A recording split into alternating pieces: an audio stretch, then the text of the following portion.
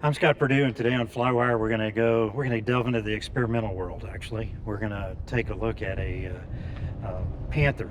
Sean Sullivan and Cody Abner are working on Panthers right now. This hangar's full of them. We're in a secret location in Fort Worth.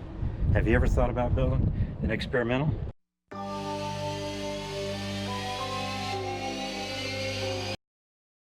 All right, I'm here with Sean Sullivan in that secret location in Fort Worth. Pappy Spinks used to live right over there. Give you an idea where we are. Yeah. Anyway, Sean built this Panther, and we're going to talk to him today about how building it. He's doing an annual on it, so we get to see it naked, and what the experience was like building it. And he's going to show us around the airplane pretty quick. Cool. So basically, this is the Sport Performance Panther. It's a company out of Florida, Haller Air Park. I can't remember the city. Single seat, aerobatic. It's a fun little plane. You can build it as an LSA. You can build it as a regular experimental. This one's a regular experimental. Plus 60 Gs, minus 4.4 cruise. So pretty good G range. Yeah, pretty decent. Yeah. You know, better than I am. Cruise about 160 miles an hour with this engine, which is the Lycoming. And yeah, just a fun little airplane. So now it's a pre-punched kit. You know, everything is match drilled and ready to go. And, so it comes from the factory. Comes from the factory. All drilled up. All drilled up. When I did it, I'm serial number 48, and so I'm a little early in the group. So the only parts that were punched on my wings were the nose ribs. So I had to line up the holes and everything everywhere else. But generally an easy kit. Compared to the vans, it's faster. You've got the pulled rivets instead of the solid rivets. The parts, craftsmanship was fantastic. I mean, just a really good, solid. Tell me again what compared this kit compared to others? So this is a very unique kit in general. So it's real similar to the van's construction, except for the pulled rivets. But it has a lot of different, things that set it apart, and that's what ultimately drove me to go with this kit. The main thing was it has a completely welded cage, like a Mooney, around the pilot. You've got a roll bar. I mean, from safety standpoint, I really like that. The other thing, which I thought was a big determining factor for me, was this airplane has folding wings. So in about, say 3 or 4 minutes, I can pull 4 pins, pull the wing out, rotate it, and it sits back on the tail. And you say you thought that was it's more trouble than what I want to do. It's just, it'll fold. The equipment's in there to do it. I just never fold. Yeah, and it's a pretty small footprint anyway. Exactly, and we've got 5 airplanes in here, and we're never moving everything at once, so it's just never become a big issue. So that was the number 2 big factor for me. The number 3 was the cool thing about this design is it has a lot of engine options. So you can go. Tell me about your engine. Okay. My engine choice was the Lycoming. I actually found a great deal on a core for a 0235. And you like green. And I like green. I figured you got to have a little bit of flair since I hadn't painted the thing yet. So this is the engine you and I actually built together. And a little different from most experimentals, we built this as a certified engine. So we've got basically a stock certified Lycoming 0235, 118 horsepower. Really, the only mods that I did on this engine that are a little more in the experimental world is I have the Ellison throttle body injector instead of a regular carburetor, a little better performance. And that's down here. And as you can see, it's very tight. So me and my wisdom, I wanted to go with the dynofocal engine instead of a conical because it's a little more modern and everything, but what that did for me is I lost about 2 or 3 inches of space behind the It looks pretty crowded engine. back It's there. tight. It's Mooney tight for sure. Yeah. You can also go with the Jabiru engines, which is what Cody's airplane has on it, which you'll see here shortly. Yeah, we'll take a look at that. In the background, I've got another guy that did his with the Corvair engine, which is the auto conversion. And there are a lot of Panthers with that. That's kind of in their Oh, good. And that cow's off on all of them. Yeah, so, so we can take a look at them all. take a look at them all. Yeah, cool. So yeah, it's got a Sensi prop on it, just a fixed pitch wood core composite wrap prop. And I told Dan, the designer, I want something, middle of cruise and performance. So that's what I've got, and I've been real happy with it. I give these guys a run for their money. And that's about it on the engine. I mean, pretty simple. Yeah, cool. So tell me about all your All right, electronics and everything. So all my electronics. Again, I like cool stuff. Yeah, you got the and, EarthX battery. I've got an EarthX battery in here. And is that for drinks, or is that your hydraulic reservoir? This is my hydraulic reservoir for the brakes. You know, a lot of guys put it down below. I wanted it as high as possible just to make it easier to get the bubbles out and everything, so that's always, you know, fun. You know, of course, all your cables. This is an old Vans tried and true method for your fire sleeve going through. But the core of this is the vertical power. That's where it's my electronic circuit breakers, and makes the wiring very easy, very programmable. You can literally come in and program all your circuits and control them from the EFIS, which is kind of cool. I have had a few issues with it, getting through, you know, some of that, but in general, you know, it's been a pretty neat deal. If I were doing it again, I think I would go with traditional breakers. Yeah. Just a FYI for anybody thinking about building. EarthX battery, I've been really happy with that. Cranking power on that is just incredible. And how much does that weigh? That weighs, oh gosh, I can't remember now. It's like 3 pounds. I mean, it's way less than its comparable gel battery. That's pretty awesome. Yeah. And then I've got a Sandia transponder. I had this little gem in there. If anybody knows what this is the NavWorks ADSB, which is tried to get my buddy Brian to take it down to Galveston with him as a fishing weight this weekend, but he didn't want it. Yeah. So that's out. They got in trouble with the FAA and can't use it at all. Yeah. But So I've got a solution through Avionics that we're gonna probably put in here. you can do the tail or the wing. No, it's I can't. It's 2 components that the guys at Avionics, well, it's Dallas Avionics, which is was the exclusive distributor for these, and they kind of got screwed on the whole deal too. So they're helping all the people that bought those get set up. So they're selling the 2 pieces that we need to conform. One is basically a GPS. The other one is the ADSB out, and it's Avionics brand, but it's not like the beacon or anything. It's internal, and they're selling those to us for a little bit of a discount to make That's it a good. little easier. Make up for that. That's awesome. Yeah. So So everything else in here is pretty standard stuff. You know, my radio over here, I've got all MGL Avionics. MGL back of the EFIS is there, as you can see. Yeah. Super thin, easy to put in. I had a ELT in here, which I'm in the process of removing. I didn't realize that I didn't need the ELT for single person operations, so I'm pulling it out and save about 6 pounds. So that's pretty much 6 the pounds payload is a thing. lot. It's That's a a lot. lot, especially on this plane. So what is this NACADUCT feed? So those, I've got one on each side, and it just feeds this, goes almost directly to this vent here. So that's air for you. It's my air. And that's this is a temp OAT probe. Yeah. And then this, kind of a kudos to Sean Scott, a big RV guy. He suggested I do those for air for the feet, and those are. Oh, you can just pop it open? Yeah, you just pop it open. It's a neat little vent. Oh, that is It's a great pretty cool. summertime deal. Yeah. So ended up doing that, and you know, all this kind of stuff is not put forward in the kit. These are all your little mods that the builder does, and everybody's a little bit different. Yeah. Well, cool. Well, let's take a quick walk around. Okay.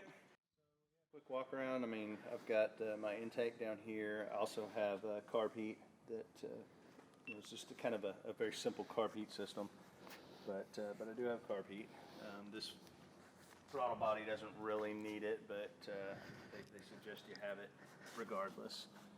So that's, you just So- pull the lever Yeah, you pull the lever, Close it that'll off. block off the intake, and then you get all the warm air pushing down. right in there. So you still use that. Okay. Yep.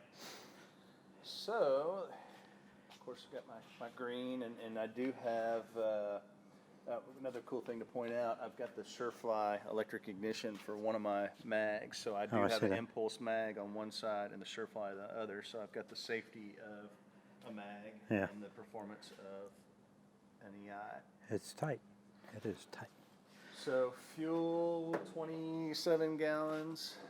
Okay. Um, I do like total. to see this. You know, you got your inspection checklist and everything on here, so you're making your notes and it doesn't blow away. Yeah, try to get organized and This everything. this might be a little bit overdoing it. I So. lose my pens all the time. So they go back where they go. I understand. Yeah. Yeah. So this is a little add-on that I did as well.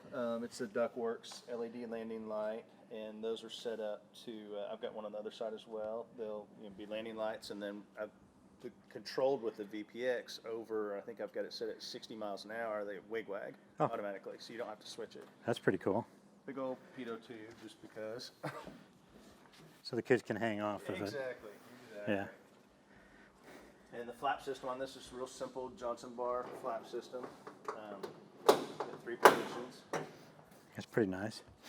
And so right now I've got the seat pan and everything out so I can get to everything. But just starting in the front up there, that little tunnel chase has got my fuel filters, fuel pump, and my red cube.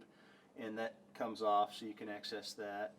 And then if you look on the sides here where the fuel lines are coming in, those are quick releases. So when you go to fold the wings, you're going to quick release the fuel line and then you pull the wing out so it detaches it from the fuel system. Yeah. And then of course my fuel selector. And moving back here, I've got my static port, my alternate air source, which really don't need in this airplane, but I had it so I used it. And then this is a throttle quadrant setup that I came up with, and instead of the factory version. Did you make it yourself, or? No, I bought the quadrant, but I had to figure out all the engineering to make it work. And then this airplane's got electric trim, so the stock plans will have a manual trim over there. But I've got a Ray Allen servo back here that is driven from the stick. So again, these paddles are kind of cool here. So you can see there's the 2 opposing paddles that push on each other, and that's to allow you to just slide one of the wings out and they disengage. And then I've got the MGL autopilot, so you've got 2-axis autopilot on this as well. That's pretty cool, and the servo's right there. Yep, just real handy. Yeah. And all that's under the seat. This is where my ELT used to be, and what I'm going to use that for now is my little travel tool bag. Just strap that right on there, and should work out pretty well. But if you see these pins, so those pins go to the rear spar, and then those big pins are the front spar. So if you want to remove a wing on this, all you have to do is pull those 2 pins, disengage your fuel line, and you're ready to pull the wing out. Wow. So it's pretty quick. Getting them in takes a little bit longer just because you have to get everything lined up just right. But once you do, it's not too bad. Yeah. Well, and you got some pretty good baggage area back Yeah, there, too. baggage area. Yeah, I can't remember what the max weight is. I think it's 30 pounds for baggage, and I've pushed that to the limit going to Oshkosh. So, and it All right. flies different with 30 pounds back there. Is it easy to turn on? Yeah, we'll turn that on. Take too much juice to try that out? Not at all.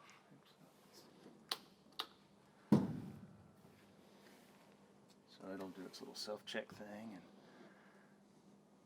and then I've got full lights on here too, which is always fun.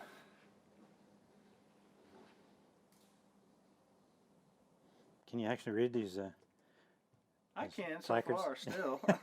I imagine here in a couple of years it's going to be a little trickier. Gets a little bit harder. Now, another thing I did on this, which I don't think any of the other Panthers have this, is I used this I think it's the Aerosport. They do a lot of van stuff, so I've added rudder trim to it so I can trim, and it basically just preloads the rudder pedals with a cable up there. Oh, that's nice. Makes it kind of nice. Neat. And And of is course this, we've got what is this, a Becker? What's that? What's the radio? Is that a Becker? No, it's MGL. MGL. It's some other company that they pre-pack or package with their brand, but they just recently started making their own radios. Neat. Now, another notable thing about the Panther, which is kind of cool, if you can see this lever here, it's got the piano wire going to the hinge pins. Right. So if you want I need to eject the canopy, I just pop this handle and that handle, and this thing will That's gone. go off, and then I'm ready to jump out. And this is a new thing that they started doing, little hydraulic arm to help stabilize that. Looks like a door steward off a Cessna. Yeah, it's fantastic. It changed the whole way that thing works. Well, how good are these mirrors? Not very good. They're okay if they're on the ground, you know, seeing who's back there. But as far as looking who's off your wing flying, they're too small. Yeah. I need to get a bigger mirror for that. And then the back of the plane, nothing too fancy. I've got trim cable coming back over here. I actually built my my own fairing for that. The factory one didn't fit quite the way I wanted it, so I made my own, which you'll see in the finished video. The hinge construction for the rudder is a little interesting. I'm not sure if this is, I think this may be how the Sonixes do it, but it's got this angle and then the hinge on the side. Yeah. So it makes it easier to mount. Yeah. Real easy to build. The tail kit on this thing, I mean, you can do it in a weekend. It's super fast.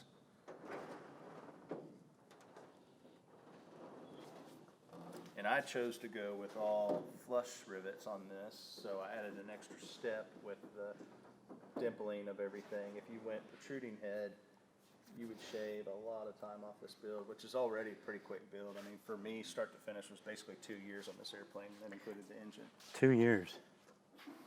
Well, now that we have a couple of the other airplanes here with the different engines, let's take a quick look at those. Okay, let's look at Cody's over here. And Oh, we're right here. Let's take a look at this. so this is Brian Sowell's Corvair powered Panther. Okay. This is serial number 47. So we basically built ours together, and we've got a Facebook page, Double Trouble Panther City Panthers on Facebook, which we've got meticulous photos on the whole build process. Oh, really? Thousands of photos. It's been, one of the things I found, which the next plane we'll look at is one that Tony Spicer built. He had photos built on his, and they were helpful, but I wanted more details, so that's what I did. So this is a Corvair, Chevy Corvair converted aircraft engine, and this is now the supplier for these. Panther bought, I guess, I don't know if they bought the rights or whatever, but they're the distributor of all the William Wynn Corvair parts, which you can see pretty much all the pretty stuff in here is the stuff that makes it the aircraft engine. But this. And he's got considerably more room back here. Way more room. It's a lighter engine. So how does it change the CG? He actually has to have a weight. So, actually, well, no. He's got a little bit of a weight plate up here on the spinner. Okay. So we had to do that. And Brian, he's 200-pound plus guy. So, you kind of fit these things for the pilot. There's a pretty good range that you can fly them in, but nobody ever borrows our airplanes, so we get them balanced the way we want them for us. And then he went with kind of traditional auto fuses for his electronics. He does have the whole MGL suite that I have in mind. Still has his NavWorks that hasn't been pulled out yet. Real simple, real affordable way to go. This engine and all of its setup to get in the airplane is easily half of what a Lycoming's going to cost you. I think you can build one of these for around $12,000. Wow, it's pretty good. That is pretty. And for aircraft engines, that's pretty cheap. Yeah, and you'll see it's got a real small prop on it because it turns like 3,600 RPM. Wow. is what it's normally done. And it's a direct drive, so you don't have to deal with the PSRU in there. It's a good way to go. Now we took a look at the Corvair and the Lycoming version. This is a Jabiru? This is the Jabiru. So this is Cody Abner's Jabiru-powered Panther, the third Panther in our Panther cave here. So How's I'll it let going? Cody talk about Hey, his Cody. engine a little bit better. Thanks for letting us take a look at your Panther. Why don't you tell me a little bit about your engine? Well, it's the Jabiru 3300L model, so it produces about 120 horsepower. Unlike Sean, I didn't build this airplane. I am serial number 58. This is serial number 2, built by Henry Spicer, and also known as Tony Spicer, but I got impatient when building because they were flying and I wasn't, and so this came up on the market, and I bought it, and I love it. I do really enjoy the Jabiru, and I've had a lot of people say they have cooling issues, and with it overheating, and on the hot summer days of 104 degrees, we have zero issues. So we meaning myself, because it's a single-seat aircraft. So yeah, I love it. Well, there's 3 of you in there, right? Yeah, there's 3. But it's a 6-cylinder, and man, the thing I love about it is, you know, just even right now, I'm replacing the spark plugs on it. Got about 120 hours, and these spark plugs were $25. So For all of them. for all of them. For all of them. All of them, yeah. Well, even 25 each would actually be kind of Yeah. cheap. And I just did 18 Champion REM40Es on a T6. 18. Yeah. $700. Yep. So no, it's awesome. This thing, man, you could put, just like any airplane, you could put a lot of different prop options on it. This one has the Whirlwind, ground adjustable. It limits my ability to fly max continuous is 3,000, and then I have a 5-minute at 3,300, which I've never gone over 3050, just for the sake of having it. So so again, I really enjoy this airplane. It's pretty basic, lots of room in the between the engine and the Yeah, firewall. Sean definitely has the worst firewall to engine spacing. He utilized my small hands for that. Yeah, And I have. and so the inside has a GRT Sport, just basic single comm radio and an ADS-B out receiver. So actually it's Transmitter. ADS-B It's your in, not your out. So I, like Sean, have to do the We've got to ADS-B come out. up with a new solution. He has the same Sandia transponder as I Correct. do, so we'll probably end up doing the same solution. Very simple, which I'm kind of a fan of simple. So I am Simple is cool. still currently building my plane, but it's a long process. It's a process. Not But only you're that, young, you you're know. young, and you've got 3 kids at home. Exactly. 3 kids and Yeah. 2 airplanes, and And I like flying. So Judging, you know, experience like with the RV10 that I started, I wish I still had that Yeah. sitting there, because now I want to build an RV10, and it would be really nice to have that, you know, half-built kit in the Absolutely. garage. So Yep. even if you're not into it now, just wait. Yep. Things will change. My kids, they love it. They love Yeah. Clecos. They love riveting. They love all that, you know. And it's just that's what I did growing up with my dad. Is we built composite planes and tube and cloth and metal, and so we did a lot of stuff growing up. So those memories, you know, we make them with the family. So So Cody's doing his annual now as well. Correct. What are we doing new on this year? What so are you adding what to I'm it? doing new is this never came with heat. So it does get cold in Texas, believe it or not. And the guy that built it's from Florida or He's something? from North Carolina. North Carolina. It So gets I cold don't- there. It does get cold. I don't think he wanted to fly in the winter. I purchased this. He just flew the 40 off when I purchased it, and so yeah. So the heat muff is on its way. It was custom, and other than that, pretty simple annual. I added just a little charging area right here for the battery. And other than that, I mean, it's been a very simple. Yeah, because you can get to this through the cow. Absolutely. There's a little. Yeah, he's actually got an oil Always got pan, an oil port filter. right there. Yep. Go right So. on. Okay. Just to maintain that battery, because you get that longevity over time. So Keep a float charge on it. Does better.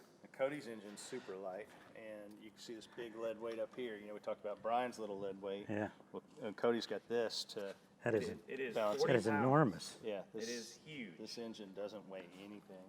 So empty, this plane was 695.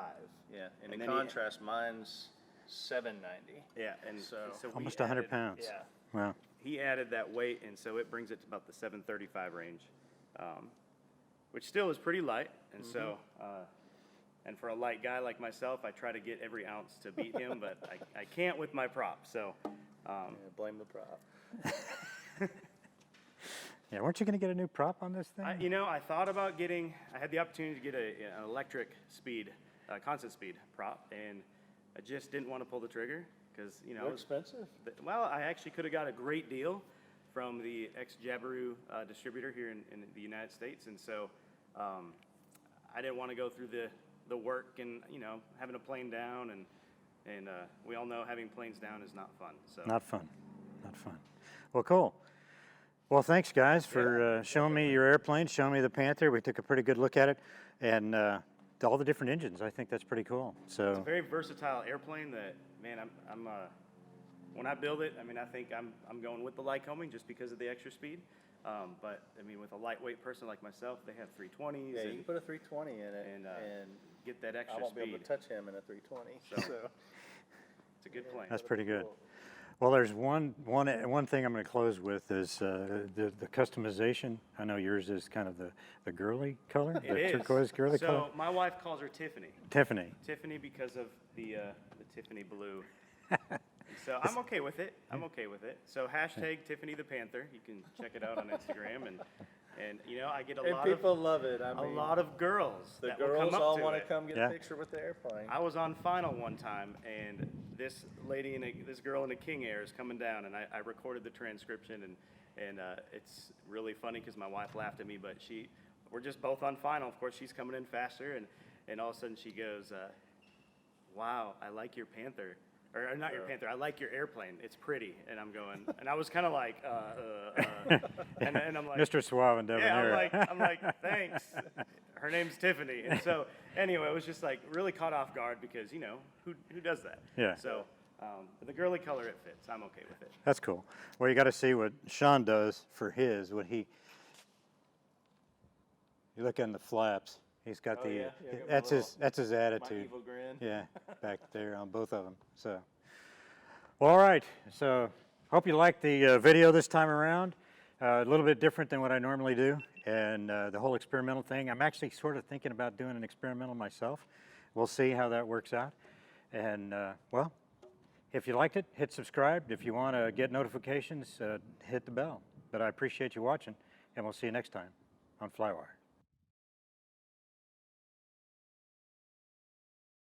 You can move over just a little bit here. See, provide a little B-roll. All right. You'll end up using that for something. I better not do anything stupid.